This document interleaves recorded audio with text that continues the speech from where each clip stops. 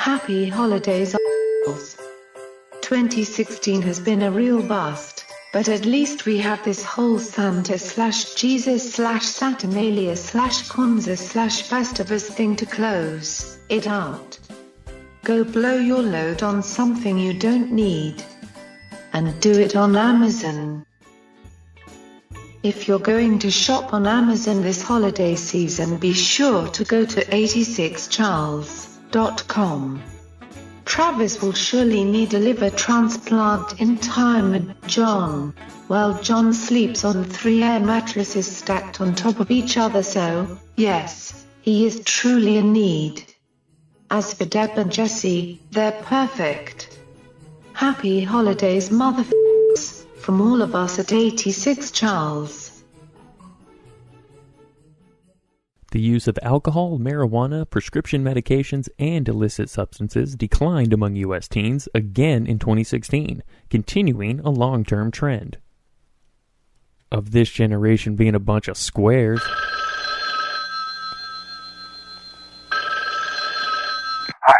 this is Charles.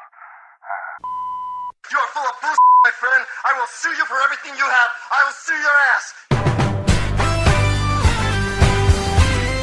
Welcome to 86 Charles, with your hosts John Darby and Travis Spencer. And with that, welcome to 86 Charles. Travis Spencer. Hello, sir. John Darby, it's good to hear your voice. How the hell are you? Man, I'm doing all right. So you didn't really give me a stance on this. What are you worried about with drug use being down? Isn't that a good thing? I'm not worried, per se. I just think it's a sign of the times. As in, we're getting soft, man. Getting soft. Don't you think that maybe I'm all for less kids drinking. I'm fine with that. And teenagers in general, I guess I'm fine with less drug use. But it just seems like we're turning into a nation of squares, man. But doesn't this article say that marijuana use is up? No, it's declined. Up amongst like high school seniors, but it's down for everybody else. So, which is actually better because let's let your brain develop. Come on, kids. Maybe there's more information out than we were, numbskulls when I was, I guess I was a sophomore when I really started smoking. I probably smoked pot the first time in 8th grade, I think. That's crazy early. But I didn't have the information, man. I didn't know that I needed my brain to develop before I started doing drugs. And now look at me. I just clean toilets for a living. So, kudos to these kids. Maybe wait a little longer, get blasted once your brain develops, and then open up all the neural pathways. I'm talking about weed, though, because it's a good thing that prescription drug use is down. And that garbage, that's a good thing. Cocaine, meth. I agree with that. That's good. I think more to my point, though, is I think, again, I'm just going to pick on millennials because that's just what I do. I'm just an old man on the lawn. I don't care. I'll own it. That's who I am. But I think that this generation of teenagers and generations moving forward, I don't think that they have the fortitude, be it mentally or physically, to have moderation. So I don't think that they're like, yeah, I can just go get screwed up and then still do what I need to do. I don't think that they can walk that sort of a line. So I think that they're just, you know what, we're not going to do anything because we don't have the balls to do it right. Right. It's like the all or nothing. It's like they know that they know that I'm going to smoke weed one time and then I'm going to become a meth head, so I'm just never going to do anything. That's why I would be a terrible parent, because I would never tell my kid never do drugs. I wouldn't say that. I mean, does that make... I would say you should do drugs sometimes in the right places at the right times with the right people. You should absolutely Which is the correct argument. That would make you a good parent, actually. Like, what are you going to... Anyways, if you tell somebody to not do anything, especially your child, what are they going to want to do? Exactly what you told them not to do. But if you educate them, that's what I'm saying. Maybe there is more education. Maybe... I'll take the positive side of it. Maybe parents are smarter. There's more information. We're getting to figure it out. So, like, the kids take less drugs. Or the other thing is, who the is answering a survey? It's like the voting thing, right? Like, you think any smart kid that occasionally does some drugs wants to talk about it with CNN? I don't. You, CNN. I think this group, relax. I think this group, being just how weak and naive they all seem to be, I think that especially if it was going to be anonymous, I think they would absolutely answer honestly. How many teenagers do you know, John? Do you like talk? Because if they don't have the balls to do drugs anymore, they don't have the balls to lie to people. They probably think they'll get in trouble. How many teenagers do you know? Do you have like real world experience dealing with these people that you hate so much? You don't even know. You don't know anybody. It's like you read. The teenagers in my family are all good people, and I don't really deal with them, so they're not my problem. If they're probably smoking weed behind the dumpster anyway, but they're not going to talk to old man John. What, though, in my line of work, I do deal with people that are 21, and I deal with a lot of people that are under 25, and they're awful. Sorry. All of them, just across the board. Sorry, not across sorry. the board, right? There's not awful. one that's funny, or there's not one that's a little stoner kid. You're right. Across the board. Of course there are anomalies. Of course there are people that are, Of course I meet 22-year-olds that are good people. Obviously that's true. But for the most part, as a generalization, that generation's just terrible. Weak of mind and spirit. I think it's always been there, though. Lacking Ever soul. since I started smoking pot, there's a very real distinction about people all the way on one side who will never touch a drug, and people all the way on the other that get fucking hooked and they're gone. Like, I don't want to be either of those people. But would you want an entire I don't want a generation of either. It's not of that those. simple, man. Your CNN reading and your oversimplification. That's the problem. You got this article from CNN and you believed it. You're the problem. It's not these millennials. It's you. You're the one who's reading this and you want to talk about it on the air. I read one paragraph of that article. Even worse, you didn't even read the article. Read one. No, I obviously I read the whole article. I read one paragraph on air. We talked about one paragraph. Well, no, article. I'm saying you want to talk about it on air. I didn't say you want to read the article. So you want to talk about this stupid CNN article about the stupid kids that actually answer surveys, and of those stupid kids, the numbers aren't correctly what you want them to be based on your limited amount of research. I can't have this conversation anymore. You want to know why that this offends you so much and why you're taking the stance that you take? What are you? A millennial. Born in 1982. Granted, you're on the cusp, so you have moments of acting like a human being, but you're a millennial at your heart. So that's why this offends you so much, because you're part of that just soulless, ballless generation. So technically, are you a Gen Xer? I don't know what I am, which makes me better than all of them. Makes you better because you're uneducated and you don't even know. I'm pretty sure you're a Gen Xer, right? You'd be on the end of the Gen Xers. Yes. It's a lack of education that I don't know what the hell all the generations Exactly. Like if you had gone to college, to university. I know I'm not a baby boomer, and I know I'm not part of the greatest generation. You're a Gen Xer. You're the end of the burnout Gen Xers who, couple of them got it figured out and are smart people, but for the most part, you don't want to take all the information. You want it to be like, you want to make America great again. That's what you want to do. Well, Eddie Vedder and I will guard the gates and keep the millennials out. You're welcome. All right, John. Well, this is our last show of 2017. So 2016. Wait, I did that last year. You remember that? I posted something like, this is the last show. Because Rick called you out on it. He'll probably do it again. See, when you're so advanced, you're usually a year ahead of everybody else. You know how it goes. Actually, you don't. But Rick would know a little bit because he's pretty advanced. No, I'm getting further and further behind as the years roll on. Yeah, as you get older, just it speeds up, and you're just like, I don't know. What are these kids doing now? I don't even, I'm with you on that. But let's give the kids some credit, all right? That's all I'm saying. Give the kids a little credit. No, absolutely not. I will not give a generation credit that all they've come up with is social media. No, you don't get credit for that. It's hip to be swept.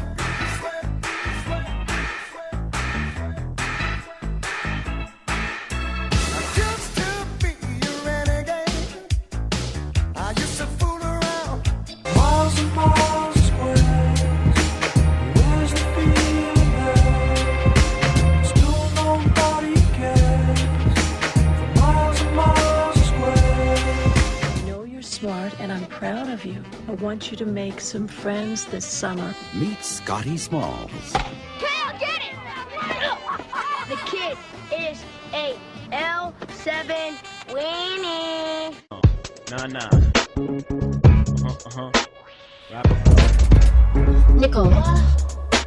Nickel what? 5 topics currently trending. Travis. John, you know what I'm tired of waiting for? Everything. Amazon deliveries. They're just taking way too long, but I've got good news. Hit me with it. Amazon Prime has done its first delivery by drone, and it took 13 minutes. That's my single clapping for Jesse. Yeah, there you go, Jesse. Amazon on Wednesday said that it had delivered its first Prime Air order. Last week, one of the company's drones dropped off an Amazon Fire TV and a bag of popcorn in the backyard of a customer near Cambridge, England. Boom. 13 minutes after the customer ordered it online. Jeff Bezos, Amazon CEO, touted the achievement in a tweet. First ever Amazon Prime Air customer delivery is in the books. 13 minutes, click to delivery. Check out the video. You go to Amazon Prime/Prime Air, something like that, and you can see the video. This amazing drone dropping off a package in 13 minutes. That's bananas. John, are you impressed? I am impressed. It's coming. It's here. The revolution is here. Yes, it's a sign of the times that this weaker generation can't wait for anything. No patience, no grit. But no, it's super impressive. Dude? It's not that long ago that standard delivery for practically anything was 6 to 8 weeks. Right. And we're going to get to be 6 to 8 minutes. Probably by 2020, everything will probably be delivered within 10 minutes. Even just shopping, period. Like, Amazon has changed everything. No, it's insane. Yeah, it is a world that is striving for convenience at every Do you know how people level. can shop? You know how people can shop at Amazon and help us out, John? I have heard that if they go to 86charles.com and simply click on the Amazon link, that they then can do their regular Amazon shopping, and we're going to get a little bit of that back. Wow, that's incredible. Amazon is amazing. Amazon is amazing. I hope the listeners are looking forward to more product placement within our news segments. Wow, it turned into a commercial really fast. It's coming. Look out. No, but it was a game changer. It's so weird now, like, because there's just so many options that I've been doing Christmas shopping, obviously, and it's just like I have this system where like you can click down on like, okay, only want things that are on Prime, only want things in this size, right. And then I go low to high, and I see the entire gamut of 50 pages of product of the one thing you're looking for. It's insane just at the to have that many options. Man. It's like craft beer, John. It's like craft beer. That's all I'm gonna say. I've got a lot of options. It's beautiful. It's like craft beer. Let's move on. We're going to have to pay that off at some point. So, speaking of commercialism, the weirdest McDonald's locations in the world. This ended up being way more interesting than I expected. So, McDonald's, which is arguably the most iconic American fast food chain, is known for its menu, not so much for its decor. While their meals and beverage items are not among the healthiest found on the market, people go there because they know exactly what they get regardless of the destination. So how can you make the joint more exotic and attractive? For a special side order of ambiance and super-sized exceptional character, visit one of these distinct venues. Obviously, I'm going to have to just describe them. I'll do this quickly, but you should go check these out because they're super cool. There's one in Roswell, New Mexico. Obviously known for UFOs, so it's shaped like a giant spaceship. The one in Lindvallen, Sweden, is shaped like a ski cabin, and then right outside in between the golden arches it says McSki, which I just think is very weird. There's one that was turned from a hotel in Melbourne, Australia. Deb should have gone here. The venue was the United Kingdom Hotel in the late 1930s. There's one in New Zealand that's made out of a plane. Ooh. The one in Norway is super crazy. It looks like it would be like the building for Congress or something. Let's see. It used to be a bank, but like McDonald's is spelled out in like these big gold letters. The Guantanamo Bay, Cuba, there is a McDonald's surrounded by barbed wire, and that is only for people that live on base, and it's the only restaurant on the island. Man, they've made it big. Dude, they've actually made it now. Oh, this was the one I wanted to talk about. The one in Sedona we talked about. Sedona, Arizona. This is the only McDonald's in the world with a green logo. The venue itself looks like a huge rock, and this is not a coincidence. State laws mandate that design has to blend with the surroundings, which are natural red rocks. So it's kind of a reddish, like, adobe-looking building, and then it's just got, like, these turquoise-green arches. Yeah, have you ever been to Sedona? No. Every storefront looks like that. They all look like that. That's crazy. It's kind of crazy. And then everyone, like all 3 or 4 or 5 of you that listen, including myself, gotta check out the McDonald's in Batumi, Georgia. I'm gonna leave that there for you. It's a little Easter egg for you. Go check it out. McDonald's in Batumi, Georgia. Yeah, that one. The architecture is incredible. I mean, I don't care what you put in that building. Such a waste. That is a nice building. I don't care what's inside. Yeah, it seems like. Who knows what they built it for originally? I'm sure it wasn't a McDonald's. I'm sure it's such a waste that a McDonald's is in it. Yeah, it's like it had to be some sort of museum or something to that effect. It is insane just how big that company has become. I mean, it's literally everywhere in the world. Right. Well, and we covered this 2 weeks ago with the Impossible Burger. Is like literally the amount of beef that McDonald's buys changed the entire industry of It started factory farming. Absolutely. You know, like it's insane. Yeah. It's so insane. And so now they're just stuffing them in every kind of building possible. It doesn't matter. If you've got a building, they can make a McDonald's work for you. They don't care. McDonald's will fit. They're like, dude, if they could put a McDonald's in the Vatican, done. Well, wait till we get 3D food printers. Everybody will have McDonald's in their own kitchen. You just hit a button. I want a Big Mac. I feel like there was a celebrity at one point that had a McDonald's built into his house. I would have to look that up, but I swear to you, maybe it was on like an episode of Cribs or something. I don't remember, but I swear to you that there was a celebrity who had like a well-known affection for McDonald's, had like a very small McDonald's built into their house. And I'm sure it was just a gag or a gimmick for whatever they were doing, but that'd be insane if it was. I hope that they had like one employee who just like worked. Who had to clock in every day, and it's like, dude, this dude's not even home, and I'm here on the fryer. This is ridiculous. Dude's out of town for 2 weeks. I got to clock in every day. He sleeps in front of the screen. Yeah, he sleeps in front of the screen, and then it comes up. Oh man, order fries. Jesus, gotta get up right now. That'd be like the worst job ever.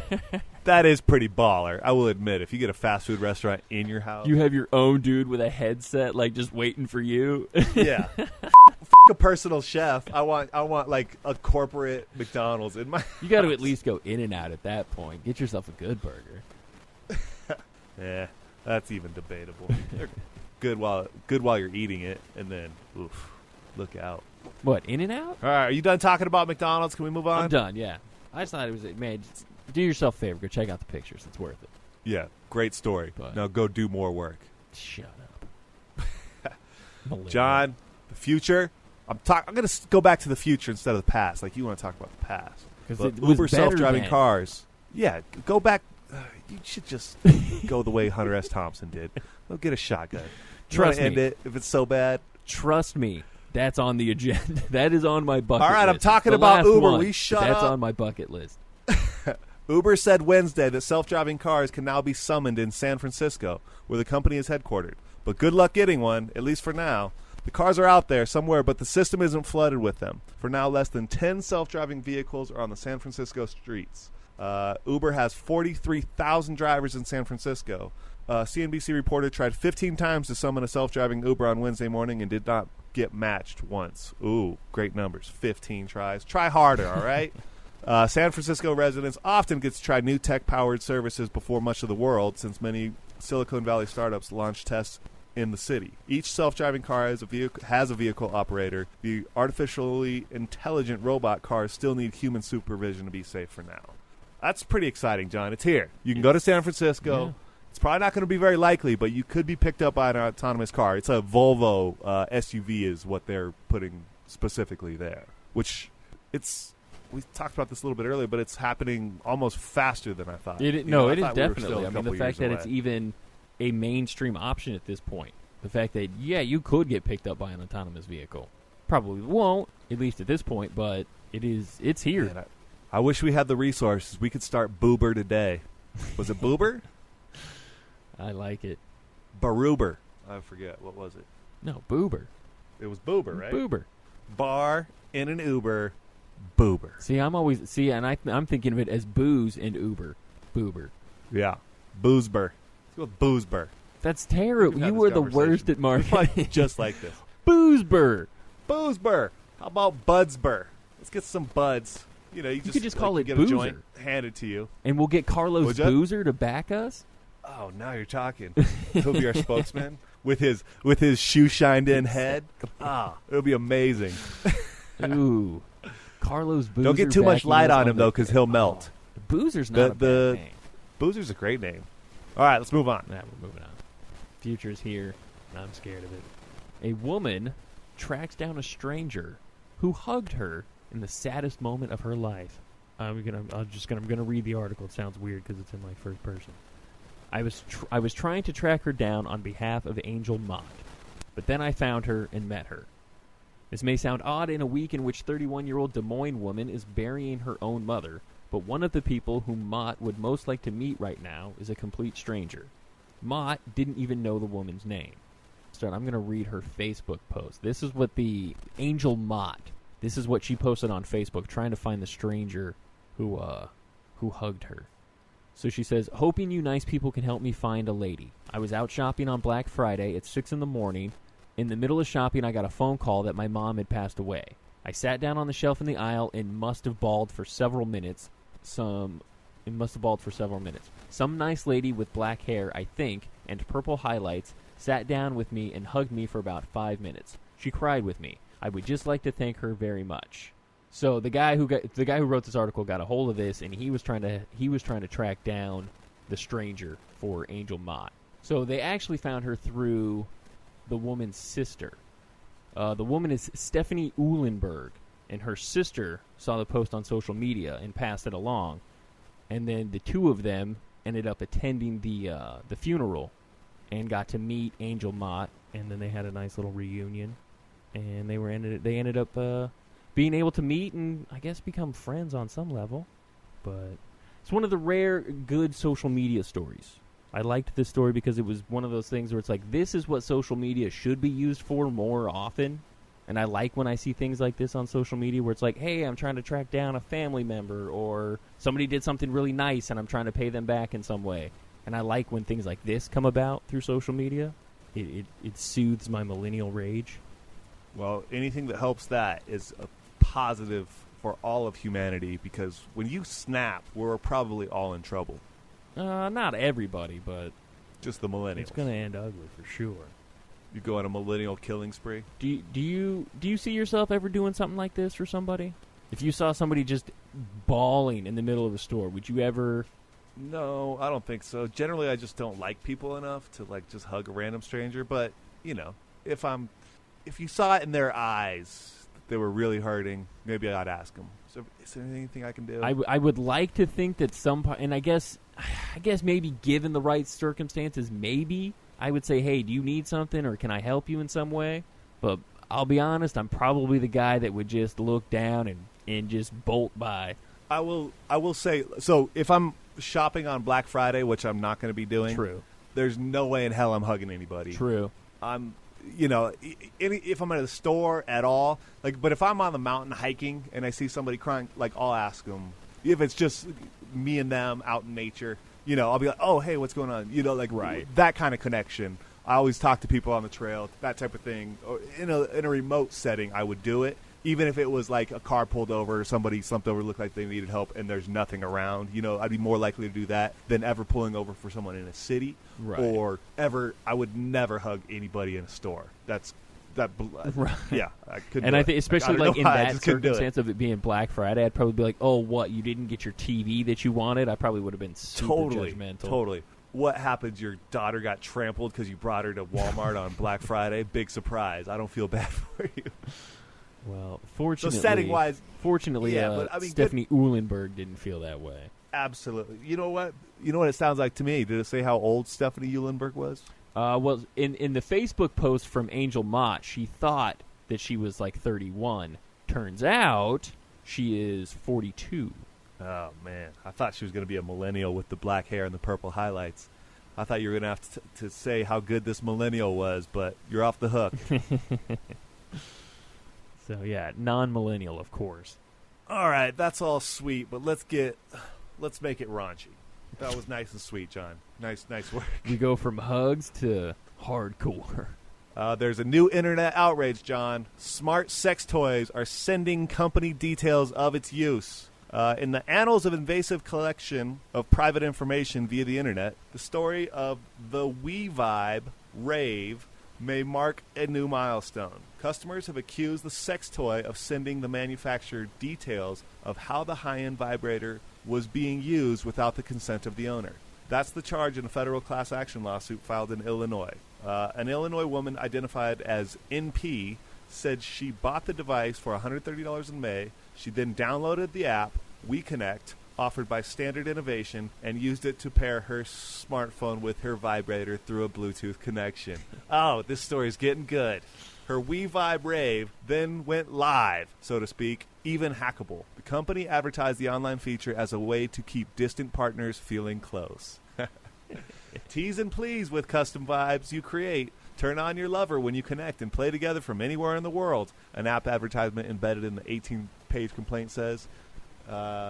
With the Connect Lover feature, partners can exchange text messages, engage in video chats, while controlling the paired WeVibe devices. Ooh. Maybe we should get a couple of these for our podcast, John. No, guys, the worst idea you've ever had. Oh, my God. The manufacturer obtains date and time of each use, the vibration intensity level selected by the user, and the vibration mode or pattern selected by the user. This is so crazy. Since WeVibe customers offer their email addresses when registering the app, the lawsuit says the company could link the user's information to specific customer accounts. John, they know everything about you now, even how fast you like your vibrator going on Wednesdays when you're talking to me on the phone recording this podcast. What do you think? I think I love the product. I think that's crazy inventive. Yeah, that's pretty funny. And I Taking think phone sex to a whole new level. I think you're ridiculously naive if you don't think everything that comes to your phone or goes off your phone or has anything to do with your phone isn't being viewed and monitored by somebody that you probably don't want. Right. I think that's just guarantee the price of the technology that they give us is that they get to see what we do. Right. If you want to be private, don't do anything on your phone. When whoever downloads the app, they're signing away whatever. You know, it's like, of course. You have to agree to something. No one reads the terms of agreement or anything like that. Everyone just clicks it. This is how it turns into the what was the South Park episode where they're all agreeing to iTunes and they end up in the human centipede, human centipad. Beautiful. Yes. Yeah, this is funny. The app is ingenious, like you said. Yeah, brilliant. The people who are using it and thinking that it's their discreet data isn't or being private, used like, somehow, yeah. Just like the people who are all signing up for Ashley Madison thinking nothing was going to happen. Right. Oh, I'm just in this online database of a bunch of people who want to people who aren't their wives and husbands. Oh, how could this go wrong? Exactly. So stupid. Yep. Unbelievable. But in the long run, it's all going to be a good thing because I want to know everybody's vibration level, honestly.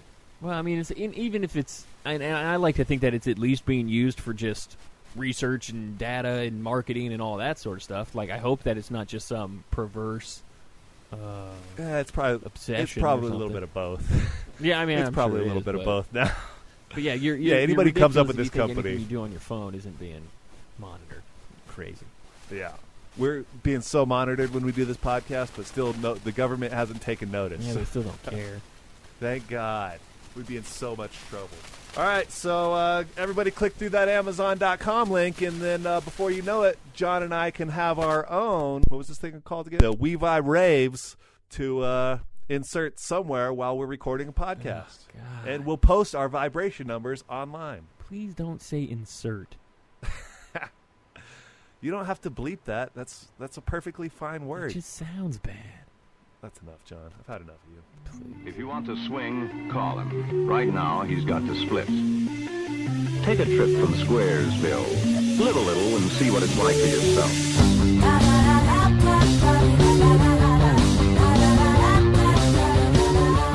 Jesse's favorite part of the show. From last week. Hello, folks. I was all ready to talk about John Derby's epic fantasy football collapse against me in a de facto playing game this past week and ignore the entire episode I had just listened to when something caught my ear. Travis kicks off the cow farts story by saying California is now regulating cow farts, and Derby replies, okay. Now, I'm not going to do an impression, but he says it the same way I'd imagine Queen Latifah says it when she reads a script she likes, or the same way Queen Latifah might say it when she puts on a nice outfit and sees herself in the mirror. Or perhaps the same way Queen Latifah would likely have reacted when she found out Bruce Willis had been dead the whole time in Sixth Sense. Spoiler. It suggested he had some sort of cow fart regulation expectation and was impressed by the reality of the cow fart situation. Or maybe I'm making that up. Because as we all know, 90% of everything is half mental.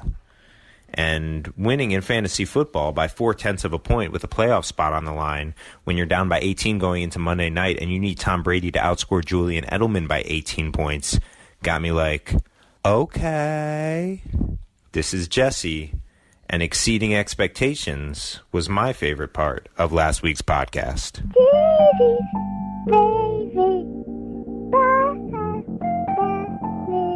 So it's back to the block, time to play. It's just another day around the way. Hey, just another day living in the hood. Just another day around the way. Been a lovely day.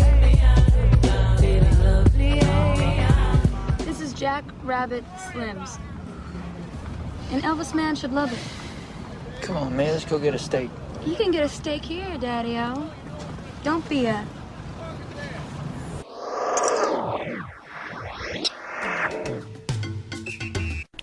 Normally, we'd be giving you some sports right now.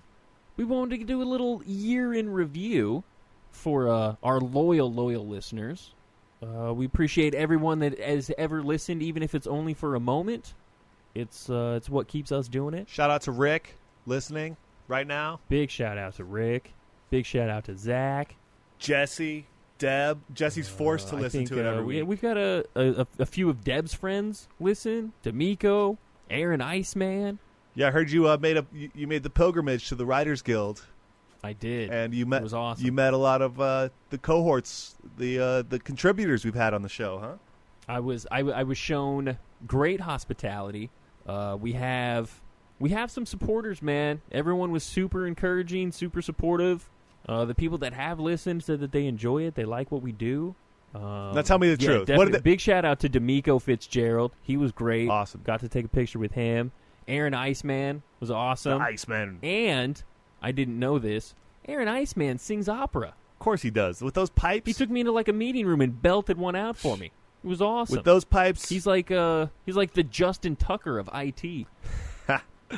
Could he kick 55-yard field goals? I bet he can. I'm guessing he can. I'm guessing yes. Can Justin Tucker solve your IT problems? It met a handful of others, which I would name, but there were a couple that gave stories anonymously, so I don't necessarily want to cross those lines. But thank you to everybody that if you're listening and I met you, thank you so much. But I don't want to give any more names just because I don't want to give a name that wasn't supposed to be given. Yeah, shout out to everybody who has been contributing. Amazing stories. Everybody that's clicked through on Amazon, everybody that's listened, thank you all so much. 2016 has been an interesting year, John. I think that's a kind way to put that. We got to start first and foremost with the election and Trump getting elected. Just also bizarre. It's been covered a million ways now. I don't even know the perspective. We have reasons. Hillary wasn't the best candidate. I'll just remember all. I guess the longer I sit with it, I get why it happened. Right. I get why it happened, and we can't overlook that. But it is nonetheless just beyond disappointing. Yeah, I think we put too much stock in the president. I don't think it matters all that much in our day-to-day life. It's not really going to affect us, but it's the perception that we want to put out. And then you see just all the people who's putting in office are these super millionaires and billionaires.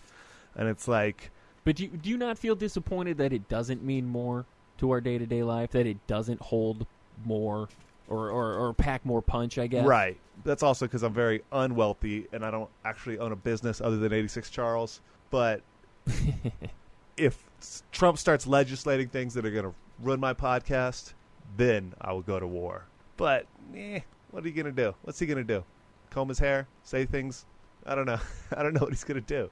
I don't care. He's a mixed bag. His whole history is Democratic. Then he ran as Republican. It's all. I just hope that as a country we can heal because we're so divided. And that was a terrible night. I'll never forget that election night. Where it's like it was just surreal. Felt like I got punched in the dick, and I didn't even care. you know? So I can only imagine the people who are really invested to see that happen and to see all the hatred, the rhetorical hatred coming out of the TV, and that person gets elected. It's just like, what is happening? You know, people just obviously have different values, and we're kind of in our own little California beautiful bubble, you know, where we don't really see it day to day. I think that's a great way to put it, because I really do live in a California bubble, because I didn't understand how marginalized the middle of the country felt. I really didn't understand it, because I thought the majority of people were on board with the progress and the I get the growth of the nation. I thought that people were on board with that direction. Right. And I'll be honest, I think that we heard the voice of a marginalized group that said we want our way of life restored, and I just personally don't agree with that way of life. But isn't that the most insane thing of all, that it's the marginalized people in the middle of the country that voted for a New York City-made billionaire? Right. What? Yeah. It's they don't even understand that they're voting for the very thing that has marginalized them. It's been covered. He is the embodiment of that, and they. It's so crazy. That's why it just doesn't make any sense. And looking forward, it's going to be, man, we bought the ticket, and we have no choice but to take the ride. It's going to be amusing. Ton of jokes. He's going to tweet out when he's angry. Yeah, but within those jokes, there's going to be those elements of truth that are so frightening and so real that it's going to far out. It's like, Bush was funny, sure. Right. But there were consequences. This is going to be funny, maybe even hilarious, but I think it's going to be huge consequences. Well, and talk about what it opens the door for is the possibility of literally anybody running. Kanye said he was going to run for president in 2012, and that was a joke. Now it's like... But that was pre-meltdown. Now it's like, wait a minute. It's just a popularity contest, right? So if you win the popularity contest, you can be president. That's all it is. Yep. Doesn't matter about what you did. It's just a game now. Kanye, successful rapper. Married to very successful businesswoman. You want to frame it like that? It's not. See, is it going to be Kanye? No, it's definitely not going to be Kanye. But could it be a celebrity of some kind? Could it be a musician or a business could somebody, because all of a sudden it's going to just be like, oh, he runs a successful business. He could run the country well. You got to say. So now we're just going to have businessmen running the country? Great. Kim Kardashian is the first lady. Not that it's not already that way. Kim Kardashian is the first lady. That's probably the best ass ever for a first lady, right? It's a pretty good ass. Yeah, sure, but that's not going to happen. Let's campaign. Together we can do this, America. Kanye and Kim, 2020. All right, John, what else happened in 2016? Well, I mean, can't overlook legal weed, despite how crazy that election was. California's got legal weed now. Like Paula Abdul always said, one step forward, two steps back. Opposites attract. That was the step forward. Yeah, great.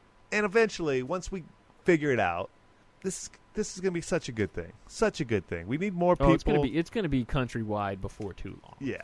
It's California. It'll get more in the media. It'll become mainstream. We'll figure out a way to have bars or coffee shops, whatever you want to call them, where you can consume weed in public, and it'll become like just a normal thing. It'll be regulated. It'll be taxed.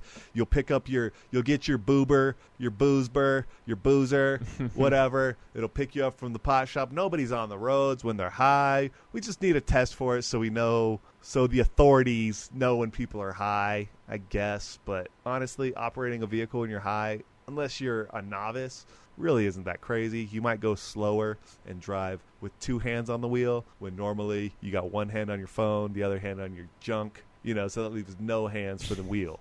I'm glad you don't drive off. Yeah, thank God. Thank God, America. I like cross-country trips. I mean, that's it. The recreational part aside of that, the thing that I'm looking forward to is hopefully some prison reform. Yeah. Way too many people It is so locked grossly up. needed in this state and in this country that I hope that's the big thing that comes of this. How many awful stories have you heard of people being locked? They get popped for like a pound of weed. People spending life in jail. Yeah, and then they get in a fight in prison, and then they're in jail for life over weed. And you're like, it's a plant that grows from a seed out of beautiful Mother Earth. Ugh. Yeah, it's disgusting. And over prison overcrowding. Guys that are doing more time for weed than guys that are doing that killed people. There's some ridiculous stat. System. And I hope honestly, that's one of the biggest things that comes out of this. There's some ridiculous stat that was recently out in social media about there's been more people arrested for pot than anything ever. Yeah. That's insane. I don't have a hard time believing that at all. Ugh. And you get into like how it got legalized or made illegal in the first place was like yellow journalism from William Randolph Hearst and like a racism thing. Like it's all so fascinating how it's come this far, and we have so much information, and the government, the federal government at least, is still saying it's a Schedule I substance with no medical value. Yet heroin and cocaine have medical value, and they're Schedule II. It doesn't make any sense, John Derby, but at least we got California through. One at a time. I was going to say, it makes perfect sense when you see who's benefiting the most from it. It makes perfect sense. Pharmaceutical companies will fight it tooth and nail. That's one thing to worry about with Mr. Trump in office. It's all about top dollar. So if he's going to get more money from the pharmaceutical companies, maybe he's not thinking about the vast amounts of taxation he can make from the product, you know? Hopefully not. Hopefully we just see the business side in it, and it's just like, let all those conservatives on the right. That's the good news, is I think it's come to a point where now that the people that were making money off of it being illegal will now be making more money off of it being legal. Should be. It's just they got to figure it out. But also the fact that they can't, that's always been the thing with the pharmaceutical companies. They can't take the strain out, and they can't make a synthetic version of it because it's such a complex. I don't know the whole science of it. I'm not a scientist. I'll give you bro science. I love that term, bro science, man. I was going to say, we could make that a topic of the year. Travis is not a scientist. Yeah. Well, Travis gives bro science. I thought about changing my segment from the British Lady 5000 to Travis gives bro science. But I don't think the world is ready for my knowledge, man. Not ready yet. It's getting there, though. We're getting there, though. I don't hate the idea. Pot, that's a good thing. Hemp, everybody should grow hemp. Like, you can build houses with hemp, cars, like the best, strongest fiber. It's stronger than one of the strongest fibers known to man. It's bizarre. I was gonna say, don't ruin my transition. I was about to say, speaking of getting there, self-driving cars. We're there. Big technological That was another leap. thing we talked about a lot. Oh, yeah, that, all the different robots, the drones. We talked about drones today. The self-driving cars is a game changer for sure. Yeah. But it's all part of the robot world that we're going to be living in. Yeah, we're going to get to the point in a couple years where in L.A., especially in cities, it's like there's going to be only one lane that you can drive your own car, and it's going to cost you extra, right? We've talked about that. I worked a company Christmas party last night, and one of their gift themes was home innovation, but it was all automated. So it was all like Google Speaker, where you tell this speaker to turn on lights and just automate your whole home. Some light bulb system where it's all voice command. Say lights on, lights off. Yeah, and if you have the oven that turn the lights blue, if you have a turn smart the lights enough green. oven, you can say preheat the oven at 350. You can say you can tell it what kind of music you want it to play. You can it's insane. There's the technology. It's here. I was talking to my mom, and she was talking about how disappointed she is that life isn't more like Star Trek. Talking about how long ago the original Star Trek took place and how we haven't gotten there yet. But then as we got to talking about it, it's like, well, you know what? Look at all the things that we do have that is just like Star Trek, and just rattling off the sorts of things that they would have on there. It's like, well, we have this, and the different versions thereof, and I'm telling you, man, it is a robot future for sure. The iPhone in your hand has way better technology than their giant computer that they sat at every day. Oh. And it's like, I said almost that exact same thing. I said, did you think that everyone would be walking around with a computer in their pocket? Yeah. Well, we do. I mean, we all do. If you went back 20, 30 years with this phone and could answer everything that you can with the technology in your hand, you would be a god. A god! Dude. If you went back to 1970 with a smartphone, people would think you were a witch. Oh, totally. Yeah. That'd be a witch. And that's the perfect 1970. word. Yeah. Not that long ago. So you go back 100 years. Imagine you would be literally a god. Oh, but that's almost too far. No one would even believe it at that point. They would just be like, I don't know and I can't even comprehend what any of this means. Just be burned at the stake. Right. What of all the technologies, John, which are you most excited for that will something that you actually want to go out and you're thinking about actually buying or, being a part of? I mean, honestly, probably the self-driving car.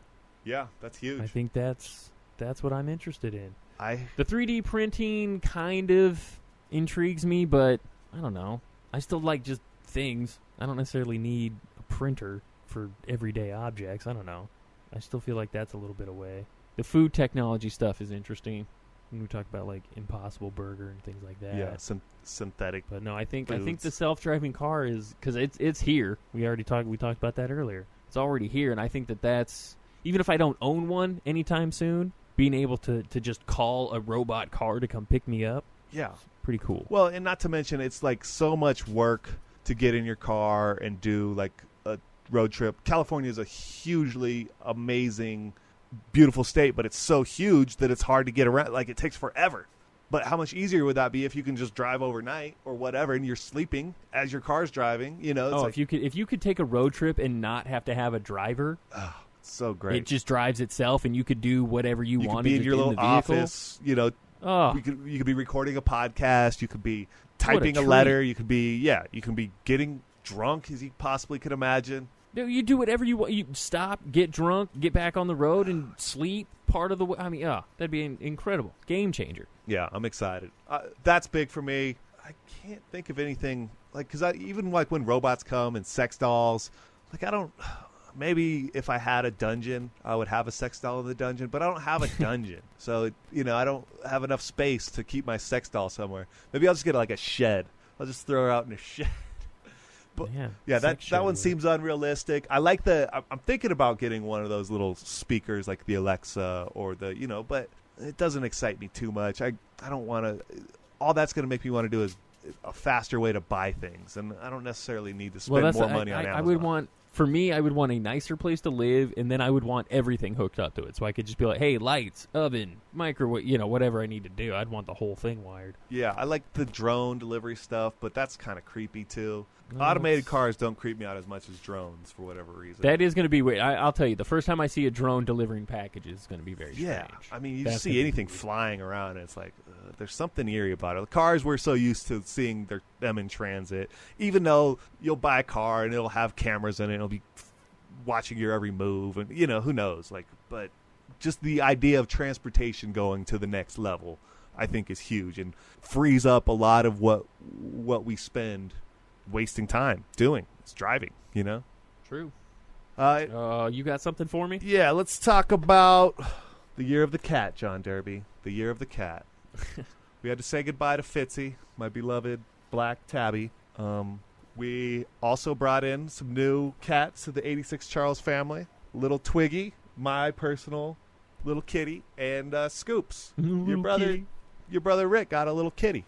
Scoops. Is that Scoops? Welcome to the crew. Is that Rick's first cat, or has he always had cats?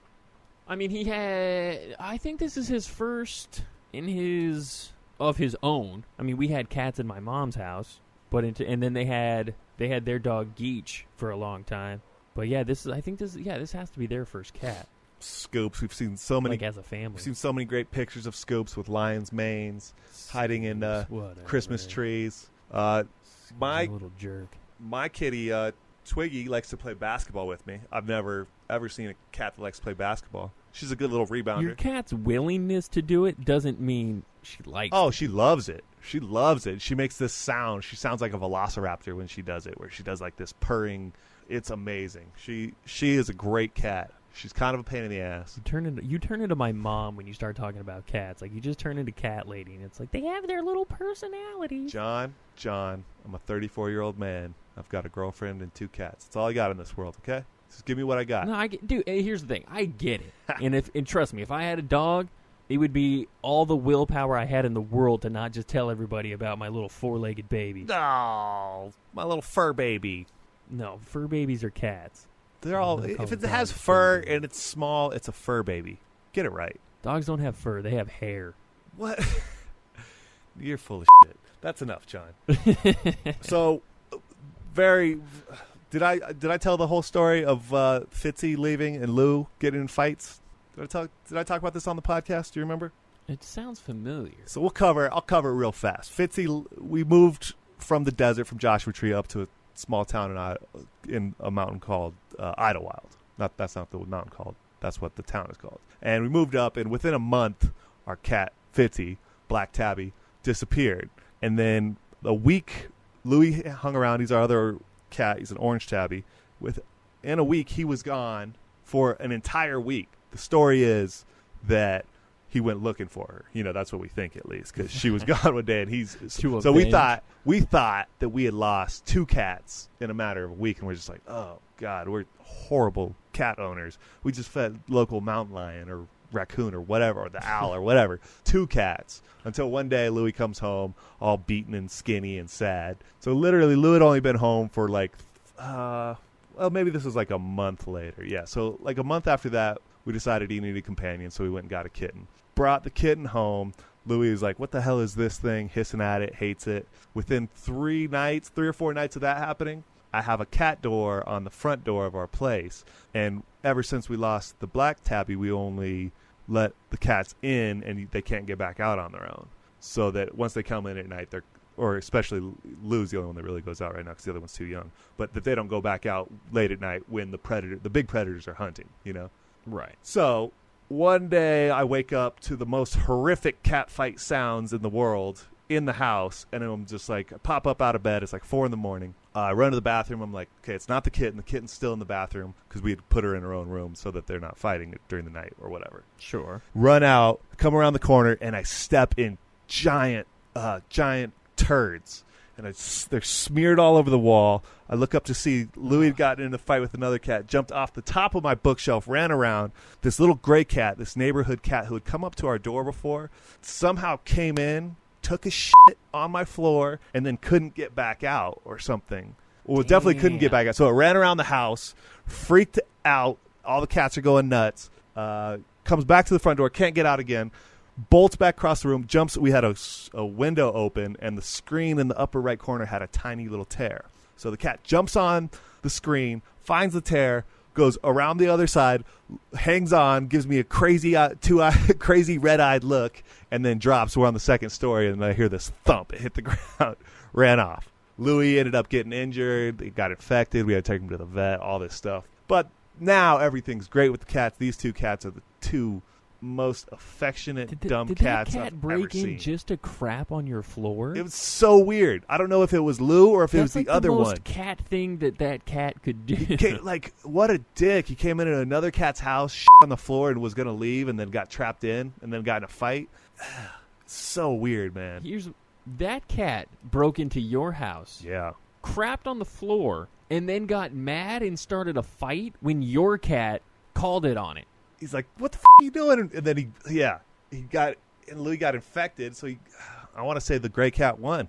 We saw the gray cat not too long ago. He came back to my door. He's still chasing Louis. This is ridiculous. It's crazy, man. Yeah. The Cat Chronicles. He's a cat. He's acting just like a cat. But that's cat behavior at its heart. The good news is Louis and Twiggy are in love. They're the happiest cats ever. The end. Yeah, that is, thank God. So send us your cat stories to 86charles.com, or just send John Derby a cat. He needs a kitten in his life. He needs some companionship. If anyone sends me a cat, I'm sending it to Travis. I'm sending it right to Abu Dhabi. I'm forwarding it. All right, that's enough about cats. That was real cute. Last of all, adorable. Maybe most importantly, John, let's talk about the Golden State Warriors. What a year. What a year it's been. And I think that's all we should say is that we've talked enough about the Golden State Warriors. 73 wins. And we shouldn't have to until they win another championship. So let's get to a predict. Do you see Cavs and Warriors in the finals again? Yeah. And who do you think's going to win this year? I'm Cavs. I'm taking the Cavs again. You're taking the Cavs? You think LeBron's LeBron's going to do it again? I'm always going to take the non-millennial team. I mean, the thing is, Kevin Durant is as millennial as it gets. Oh man, here he goes. Here he goes on his old man. Are you Clint Eastwood? Are you talking to a chair? Are you walking around on stage talking to a chair right now, like Clint Eastwood? No, dude. If I were going to be Clint Eastwood, I'd be Gran Torino Clint Eastwood. Get off my lawn. Not crazy political Clint Eastwood. You know, the best Clint Eastwood is the one that's in that there was a script written for, because we don't want him talking off the cuff. Yeah, no, you want to keep Clint on script for sure. Yeah, you don't want him improvising at this tender age. But will you at least give the Warriors some credit for being amazingly entertaining to watch? Some of the best basketball we've seen in years. I have given them credit, and yes, I will do it again. They play a great brand of basketball. That's Major League regular season, already sick but to death of. because the playoffs get a lot tougher and they couldn't do what they were doing before. Steph got beat up. But it's the best basketball I've seen since the Suns. Shooting 63s a game. I just don't think I'm ever going to love that. I don't care who does it. I just don't I don't get you have this really firm grip on what you think basketball should look like, and it's from like the mid 90s. That's what you want? The golden age, you mean? What? Oh, the golden age. Okay. The golden age. It was a golden age for a lot of things, but you just have to get over it, and it's still if you don't like it, you know what? Just stop watching sports, stop watching the evolution of the games, and go back and just watch ESPN Classic and sit in your cave on your hammock or whatever you do without a cat to pet. First of all, don't mock the hammock ever. It's a lifestyle that I embrace firmly. And no, because eventually basketball will turn into basketball again. It's fine. I'm okay with that. The 3-point, and it's not like I want the 3-point line gone. Don't get me wrong. I like that there's a 3-point shot. I just don't think every team needs to shoot it 60 times a game from the 3-point line. If that makes me a bitter old man, then a bitter old man I am. Well, I mean, the proof is that it didn't it worked once. With the Warriors winning. Exactly. Thank you. So I'll take your point, but until I like more almost as much as the 3-point shooting, which allows the spacing to allow the passing. That's what I enjoy. It's the cutting, the passing, and the shooting. Like, it's incredible. It's incredible. Pick and roll, open up spaces, people move. Like, you got to get the ball moving around, and everybody's better. You've played basketball before. When everybody touches the ball, everybody plays better. When you have one guy hogging the ball. I don't disagree with any of that. But basketball shouldn't only be dunks and three-pointers. No. There's a whole passing, mid-range cutting. game that is gone. Well, you've got DeMar DeRozan. What else do you need in life? Exactly. You've got one player. DeMar DeRozan and T.J. Warren. Oh, TJ. Hurry up back from that concussion. Miss watching TJ play. Warriors. Yay. All right, great. so I'll take the same finals, and I'm going to pick the Warriors. I think KD's just the missing link. Exactly what they needed. Going to beat LeBron. All things being equal. Maybe it's just this year. I think that eventually that team will win another championship, but I think this year they may have sacrificed just a tad too much depth to get KD, which they had to do, and I get it, and it's going to be worth it. But I sort of feel like it's the Heat in their first year, where they just didn't quite have enough pieces and didn't quite gel enough right.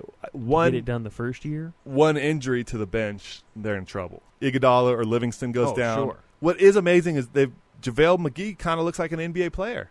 JaVale McGee's always been an NBA player, but he's and at the same token, he is also a giant knucklehead. Did you see the play? He'll always be that. Did you see the play? I think it might have been against the Suns, where Golden State Warriors make a free throw. He grabs the ball, gets behind the line like he's going to pass it in from the Suns side. Yeah. Love it. I love it. That's the thing with it. Like he's a great athlete. He's a great basketball player. I don't even think he's a stupid human being, but his basketball IQ is borderline retarded. I can't believe you would say... just in terms of his awareness of the game and situational awareness and just being dialed in to the game, he doesn't have that. I can't believe you would say that about a guy that you've been on the court with. Remember we were playing at Pan Pacific Park in Los Angeles. And his foot never got on that court, not once. He walked by, didn't he? I didn't even see him. I just heard. He walked by, yeah. He was a good 15 feet away from him, but he never set foot on that court. And some kid's like, "That's JaVale McGee," and I was like, "JaVale McGee? Who the hell cares if that's JaVale McGee?" How about My favorite part of that story is that how upset you got that kid was so jacked up about it being JaVale McGee. I couldn't spot him out of 14 years old. And you saw an NBA player, you'd probably be geeked out of your mind, too. I was just fascinated that he knew who JaVale McGee was and could recognize him. Like, has he been following this? Dude, all those kids do are play ball. Like, that's it. Still, JaVale McGee. When I was that kid, in my age, I would have done this. I would have been like, oh, my God. Dude, me and my buddy, perfect example. Mike, if he listens to the show sometimes, what the hell? We'll give him a shout out. Shout out to Mike. Mike Jindrak. He and I lost our mind over Larry Kristkowiak. Well, that's reasonable.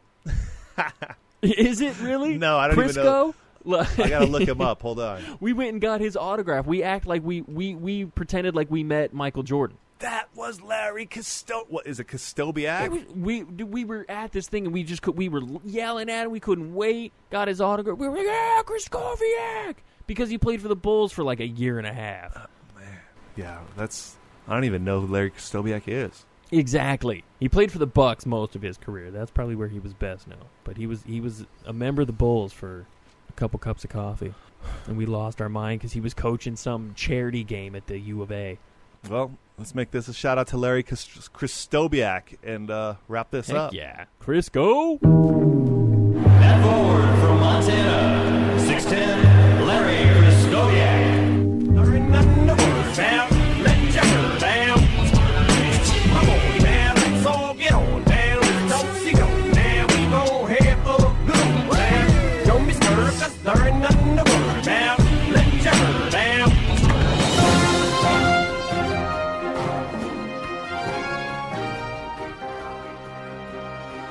It's time for the Facebook World News Update. This Real to Someone News Update is brought to you by Round Pegs, Living Amongst Square Holes. A man in California said it was an honor to be considered for Secretary of State of this great country, and he wishes President-elect all the best in making it greater-er. A man in Inglewood said, ugh, but when is Rogue 2 coming out? A man in California said if awful meant something positive, there'd be 10,000 restaurants called Awful Falafel.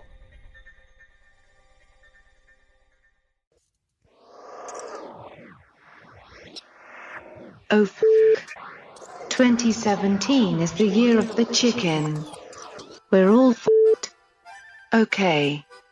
Not me, but all you humans are f***ed. Remember when I told you about how you needed Donald Trump? The system is broken. We need change more than ever. We need a revolution.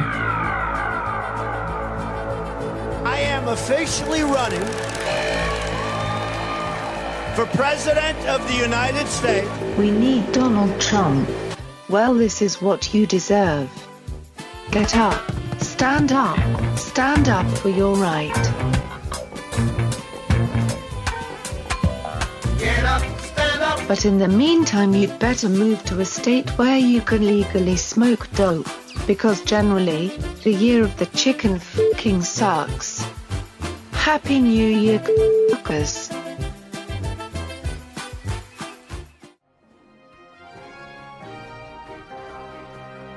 A man in Los Angeles said microwave popcorn miracle.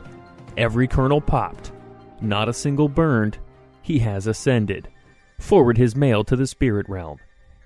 A woman in Medford said when on the bus, you always want to avoid the old piss smell. But it's so hard to tell where it's coming from. This Real to Someone news update is brought to you by Round Pegs, Living Amongst Square Holes. Dad's got notebooks. We don't know what's in her notebooks. She's gonna show us all her notebooks. Little yellow pad. You hear that?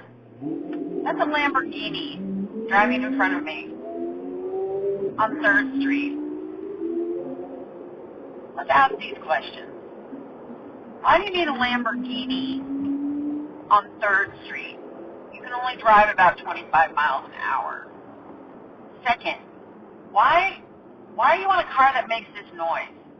Like those people that ride motorcycles that are like freaking jet engines. No, I know, right, you can go fast. Honestly, this car's ugly.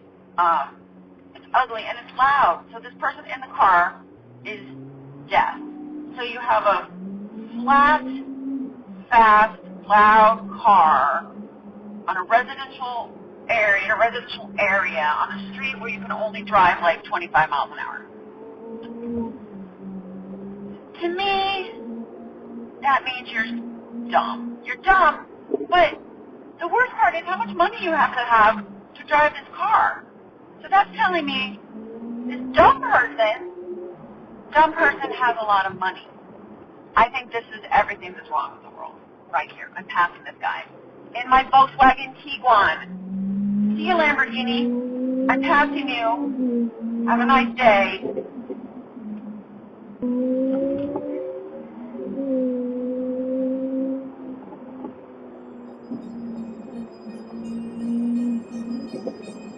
Freaking Prius can pass Lamborghini. So. watch on my wrist. That shit you can't resist. Cash flow greater than the haters hating on my jizz. Riding in your face, looking like I found a damn genie. Wildin' in my Lamborghini. Lamborghini. I've brought bread. To men, women, and children. I've brought water with lemon for the table. I have hot tea. Can I box that for you?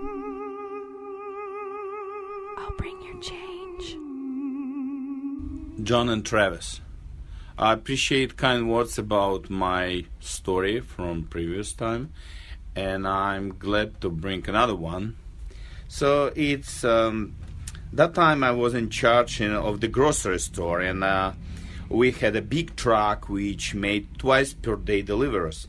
Each delivery was about 2,000 pounds. So truck driver was my employee, and upon completion all store deliveries, he was allowed to use car as his own. So he kept the truck around his apartment building overnight. He was pretty skinny young man, 5'3", in his 20s. After about 3 weeks from start date of his employment, one morning I got this call from him that he cannot start the truck and go for the delivery. I tried to troubleshoot and ask questions. Do you have enough gas in tank? Yes. Did you hear the starter running? No.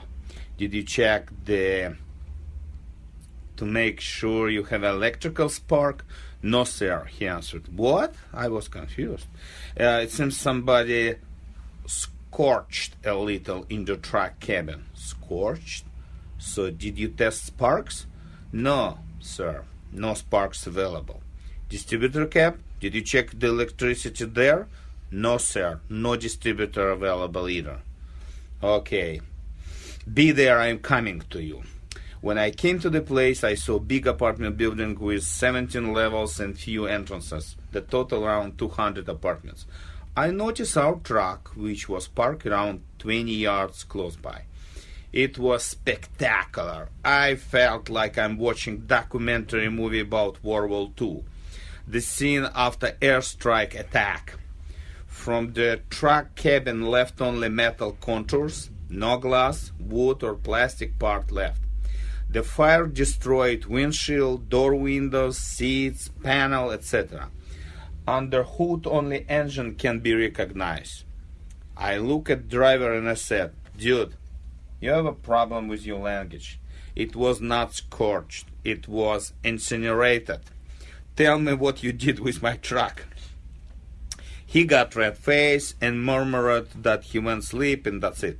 I walked around and talked to the neighbors. It turned out that my driver, his buddies and girls were partying in the truck. Tobacco, vodka, and music. It seems they left and burning cigarette butts and went home.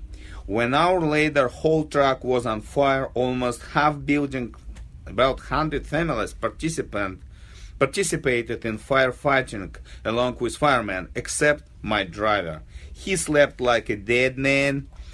Early morning, as usual, he went to the truck and was confused by its new look. After initial assessment, it seemed like the list of burned part was longer than non-burned. That was the story, and for the record, in 6 days that truck delivered grocery on regular basis. But that will be another story. Thank you for listening. And that was our dear friend, Aaron Iceman, coming strong with a second story. The Iceman returns. That might be my new favorite story. The Iceman That's cometh. A pretty badass story. And cometh again. Oh, man. Like, at points I didn't really know where it was going. I was like, okay, the car is not starting. Scorched. What is... You know, he did a great job telling the story. It's like, where we... Well, okay, what? Just a little bit of fire? What happened? What happened? Apparently it no, got my friend. burnt out. Incinerated. Yeah, that was pretty awesome. That was he weaves a tale. I could picture it. I pictured the neighborhood, the truck, the whole thing. Oh, totally. The way he sizes up the building, he's like 17 stories, 200 rooms, 2 exits. He's painting like, it. See, I see it as he paints a picture while he's telling a story. You see it as he's assessing it because he's some sort of assassin. Well, that's what I first think. Like, just the way he mathematically breaks everything down. He knows the easiest way, probably, that those people could either get out of the building or be stuck in the building while it's burning. To keep them in the building. I mean, he had good reason to think that because the van obviously was burning in front of it. So, he's just assessing the situation. I just wish that I broke things down like that more. So I'm going to start doing that. Like when I look at a building. He's an international man of mystery. You are a strange man in the mountain. It's a different thought mountain process. Man of mystery with international aspirations. Get it right. Okay, that's fair. That's fair. I'll correct my assessment. You are an indoorsman with no aspirations. No, I was just like, what's the term? Agoraphobe? Is that agoraphobe? Ew. You got to put little booties on to walk outside. Oh, but yeah, can you imagine your truck driver? Just what an idiot, dude! I remember what are these guys doing? I remember back in the day when I used to do deliveries. I don't know if I've ever really told anybody this. I finished up a little bit early, and so on the way back, I was hungry. I was like, you know what? I'm going to stop off, grab a little bite to eat. So I tried to take the van through was it Taco Bell? I want to say it was a Taco Bell drive-through, but I can't honestly remember. Could have been a Jack in a Box. But I was going to go hit up a drive-through, and I ended up like not situated well, and I kind of clunked into a pole on the side. Oh, no. And they had fairly recently, not brand new, but fairly recently, had like wrapped the van with one of the little, with the car wrap so you can advertise. It's not paint, but it's, a car wrap. And so I end up scraping a pretty decent chunk of that guy onto a pole. Oh, no. Some lady gets out of her car. She's like, what are you doing? Are you nuts? And I'm like, I didn't hit you. Don't worry about it. Man, she wanted her Taco Bell bad. She knew you were going to slow her down. So ended up having to bail out. Didn't get anything. Just bolt back. Didn't say a word about it because I was like, you know what? I don't want to handle the consequences. I was like, hopefully no one will see this, and then after a couple days, it'll just be like, oh, who did this? And that's exactly what happened. After about a week and a half, someone was like, well, someone scraped the van, and we don't know who it was. And I'm like, wasn't me. So had I blown up a van, I mean, obviously, I would have not gone back. I'd have just quit that gig. Yeah, just walk away, right? I love that he blew it up and then he called him like, "Oh, the van's not starting, man." Yeah, he's all coy about it. I don't know why this thing won't start. I tried to turn the key. The spark plugs. I'm not seeing any fire out of them because there are no spark plugs. Because it's melted. How's the distributor? It's not there. I don't think it's distributing. Yeah, it's not there. So it's clearly not doing his job. You better come check this out. I love it. I scorched it. I love that you had to. It's like you normally start off with like, "Yo, that thing got gutted by flames." Yeah, totally. The van is done. No, he made him leave. He's like, maybe it needs a jump. Nah, probably a little worse than that. Have you ever had a car catch on fire? I've never had a car catch on fire. No, I did have a car burn in front of the restaurant I was working at. Like the guy, I guess he started seeing flames come out of his vents, and so he pulled in like right at our valet, right in front of the building, and his car just was on fire. Yeah, I watched that. I watched that thing. Were you there too. that day? That's funny as hell. Yeah. It was a good day. It was a nice car, dude, too. Initially, we thought that was somebody trying to like blow up a building. We thought someone had parked the car there and put a bomb or something in it. Right, you're like, oh crap, because they parked that thing in there and then just got out and took off, and nobody knew where they went. Right, yeah, and it was just burning out front. Yeah, that thing got crazy, man. That thing burned out. It was like a Mercedes or something, wasn't it? It could have been, but it could have been, but it was super old. If it wasn't some new nice car. It was it could have even been like a BMW, but it was like a super beater one. Maybe I'm thinking. Maybe it happened again because I'm thinking the one I saw was actually a nicer car. No, this was not a nice car. Huh. I don't know. My memory has failed me before, so. And I know, dude, we've had multiple fires, so very well could have been. I think the worst damage I've ever done to my boss's car would be when I was a lot attendant and I had to go pick up. Was working at a Chevy dealership and I had to go pick up his Corvette from the from the garage. And, I'm just like I was probably 18. I was 18. I wasn't a badass. I never drove car. I wasn't, well, I'm a badass now, but I didn't like drive like a madman then, like I do now, No, but so the guys who were like holding, the guy who ran the gate wouldn't let me out until I lit up the tires. So I had to squeal him for a bit, and then he let me out. That's awesome. Which is pretty amazing. So, yeah, I laid a little rubber down on the old boss's Corvette. Although, who buys... Totally, I chirped him a little. It wasn't anything much. But who buys... It was an automatic Corvette. I never had respect for what that a guy. waste. You don't buy an automatic Corvette. What a waste. That's so lame. Ugh. That's for high school kids. Yep. Kids I went to high school with had automatic Corvettes. Yeah. Why does a kid... First of all, high school kids shouldn't get Corvettes. It's just not right. No, I agree. But there was a pretty decent amount of money at my high school. Right. The east side. Yeah. Living on the east side. Deluxe apartment in the sky. Yeah, dude, there'd be a handful of kids, like, they'd turn 17, 18, all of a sudden they'd have, like, a new Beamer. Ugh. Really? Terrible, yeah. That's fun. At my high school, not a ton, but there was a handful cars of them, were for like, sure.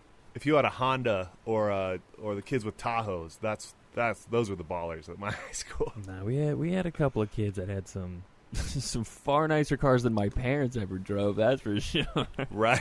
It's so crazy.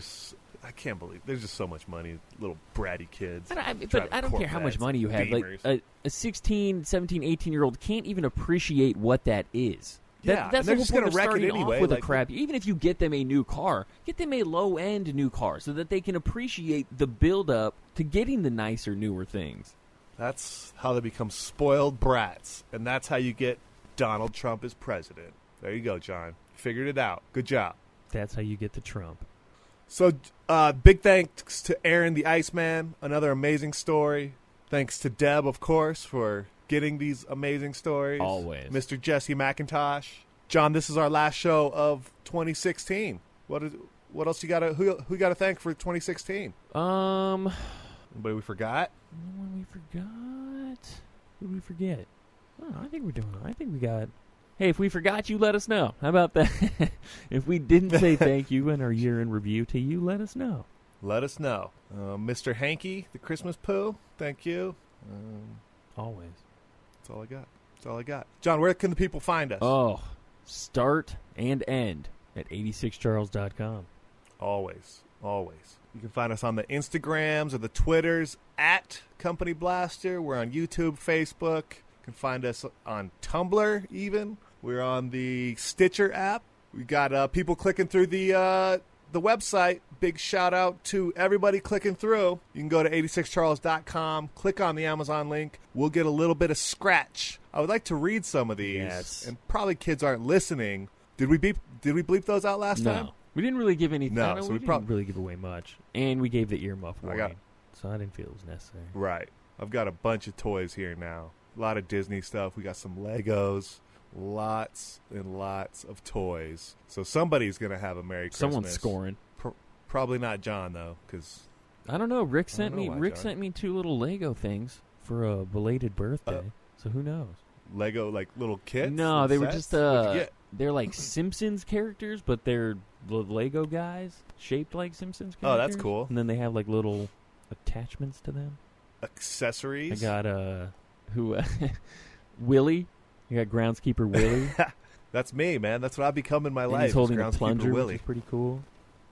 And then that's amazing. And the other one, which it's lame, but I guess it's it's a little nostalgic. I can't believe they're still doing Bartman. Do you remember Bartman? Of course. How can you forget? He's got the purple. He's got the purple mask and the cape and the slingshot. Right. He's on a skateboard. But I feel like in what? How long has that show been on? Like 25 seasons. I don't think they've had Bartman on there in 22 seasons now. Oh, I'm sure he comes around. Do you actually watch it? The Simpsons? Oh, hell yeah. I still watch it. You watch the new ones? Yeah. Like I said, I don't think I've seen Bartman in like 20 years. Wow. Well, that's where they went wrong. Because the first 8 seasons, that's when Bartman was still around. Those were the best. After that, it's all downhill, bro. I wonder if after Chicago Cubs Bartman came around that they were like, you know what, we got to scrap this. There's a negative connotation now. We can't have the Bartman. No affiliation. You don't want. Well, Bartman is free now. He'll be Hopefully he'll be throwing out the first pitch next year. Bartman is free. John, Yes. as always, it's time to 86 something. The last thing you can 86 for 2016, and it can't be 2016. No, I won't, because whatever. 2016 can go F itself, right in its own A. Exactly. I'm going to 86. Keith. King Hipster Keith. Get the hell out of here with your craft beer. Do you have any craft beer, John? Do you have any older scotch? Nah, just a 12. I like a 25-year scotch. What's your beer For selection? Do you have any free. craft beer? Dude. I'm a Can you mix it craft with do you beer have one of those drinker who's spoons? dying inside. Do you have some cardamom I can sprinkle on top? Keith is lucky he wasn't dying on the outside with his crap attitude and his even worse beard and stupid face. Bye, Keith. You've been You've been 86, son. Keith. The new boy in the neighborhood lives downstairs and it's understood. He's there just to take good care of me, like he's one of the family. Charles and